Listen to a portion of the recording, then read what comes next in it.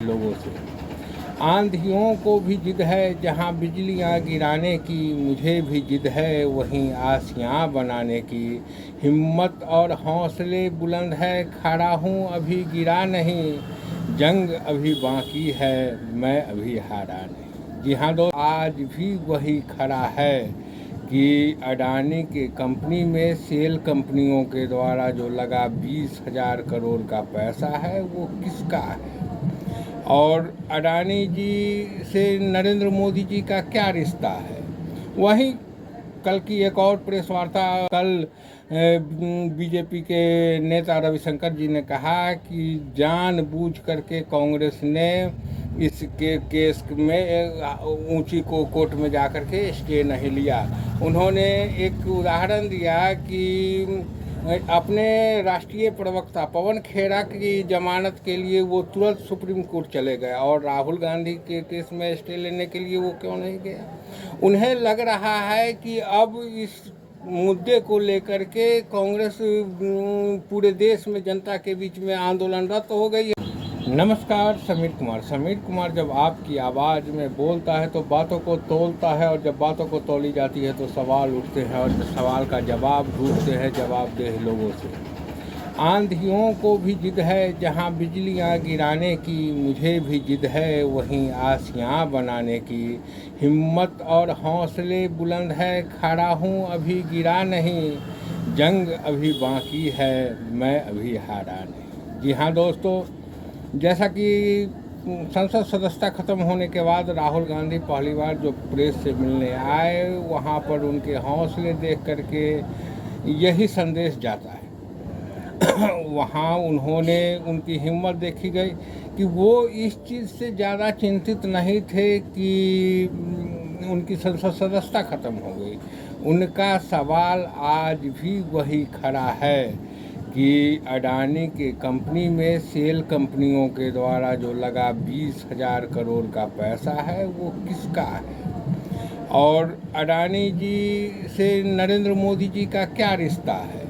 वहीं कल की एक और प्रेस वार्ता बीजेपी की तरफ से हुई थी, और उसमें रविशंकर जी के भाषण से लग रहा था कि भाजपा कहीं बैकफुट पे आ गई है, और वो अपने उन्होंने जो कदम उठाया है उन्हें लग रहा है कि इसको इमोशनल ढंग से कांग्रेस कैश कराएगा।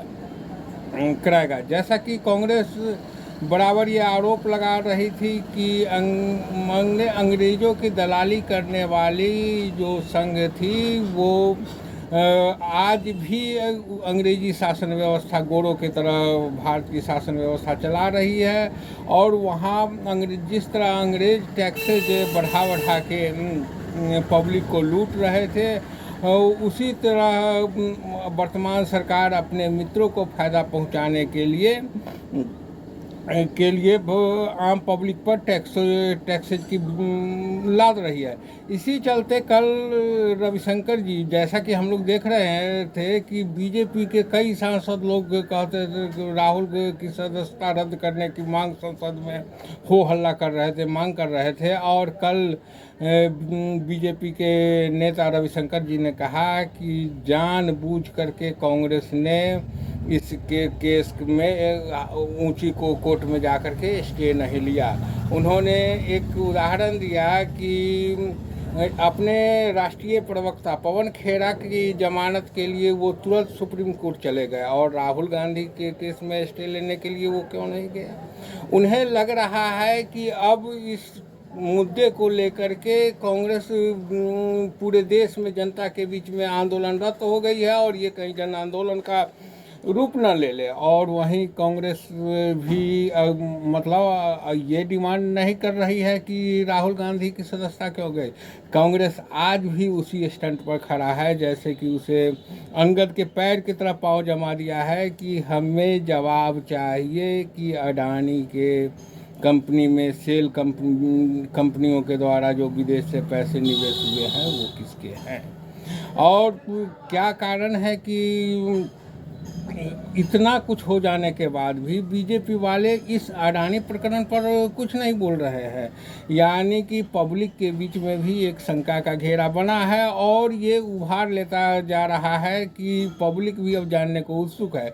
वहीं भाजपा वाले माने पब्लिक के मूड को डाइवर्ट करने के लिए नए नए मुद्दे उछालते हैं, जैसे मोदी के माने इस सजा को लेकर के इन लोगों का कहना है कि राहुल गांधी ने ओबीसी का अपमान किया, जबकि कांग्रेस का जो मोटो रहा है कि वो सबको साथ लेकर के चलने का, और शायद यही कि कांग्रेस की कमजोरी भी बनी कि सबको साथ लेना। जहाँ पर 1990 के बाद की राजनीति में देखें कि जब से धर्म के नाम पर राजनीति में उभार आया और जाति प्रथा का जो उभार आया, उससे कई क्षेत्रीय दल भी जन्मे पनपे और उसी के फायदा लेकर के अन्य विपक्ष नए नए पार्टी उभर के सामने आए और कांग्रेस धीरे धीरे कमज़ोर होती गई, क्योंकि कांग्रेस सबको साथ लेकर के चलना था। लेकिन यहाँ पर हर एक जातियों के मन में जो आंतरिक जो कहिए राक्षस कहिए कि सिर्फ वो अपना फ़ायदा चाहते हैं, वैसे चीज़ का ये लोग उभार कर के मतलब अपना वोट बैंक बनाना चालू कर दिया।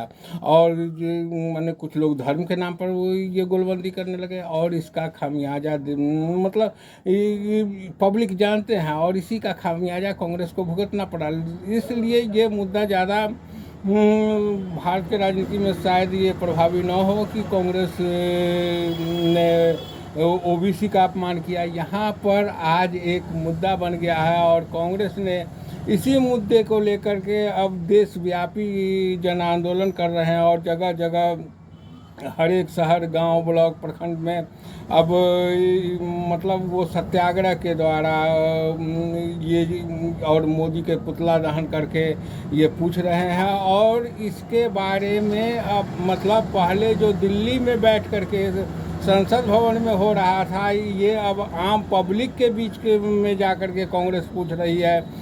इसका तनाव साफ देखा जा रहा है और आगे आगे हम लोग देखते हैं कि इस मुद्दे का भारतीय राजनीति पर क्या असर पड़ता है, क्योंकि अंग्रेज जिस तरह मतलब देश की आज़ादी की लड़ाई के समय में हमने देखे थे कई तरह के दमनकारी आंदोलनकारियों के खिलाफ नीति चलाई थी, फांसी दिए थे, जेल भेजे थे, ये किए थे। और आज राहुल गांधी उस मूड में फिर से आ गए हैं और कांग्रेस लोगों में जो उसकी आज़ादी के लड़ाई की समय की संस्कृति थी उसे फिर से वो उभारने के में मादा है। और क्या ये भारतीय राजनीति में जन आंदोलन का शक्ल लेगा, आगे आगे देखते हैं। जय हिंद साथियों।